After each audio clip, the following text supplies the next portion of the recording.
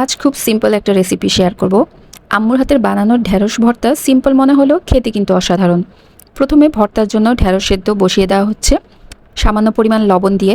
এখানে অবশ্যই কচি ঢেঁড়স নিতে হবে, শক্ত ঢেঁড়স হলে কিন্তু ভর্তাটা ভালো হবে না খেতে। ঢেঁড়স পানি টেনে শুকিয়ে আসলে একটা প্লেটে তুলে রাখা হলো, তারপর কিছু শুকনো মরিচ ভেজে নেওয়া হয়েছে। আপনারা চাইলে কাঁচা মরিচ দিয়েও ভর্তাটা তৈরি করতে পারেন। মরিচগুলো মচমচে করে ভেজে ভালো করে গুঁড়ো করে নেওয়া হলো। এখানে সেদ্ধ করা ঢেঁড়সগুলো ছোট ছোট করে কেটে নেওয়া হয়েছে। এতে ভর্তা মেখে নিতে যেমন সুবিধা হবে তেমন খেতেও ভালো হবে। এখন পরিমাণ মতো পেঁয়াজ নিয়ে তাতে লবণ ও গুঁড়ো করে রাখা মরিচ ভালো করে মেখে নেওয়া হয়েছে। সেদ্ধ করা ঢেঁড়স ভালো করে চটকে নিয়ে মাখানো পেঁয়াজ মরিচের সাথে মিশিয়ে নিতে হবে। আর ভর্তায় সরিষার তেল না দিলে কি হয় বলেন? পছন্দ মতো সরিষার তেল দিয়ে মেখে নিলেই তৈরি হয়ে গেল মজাদার ঢেঁড়স ভর্তা।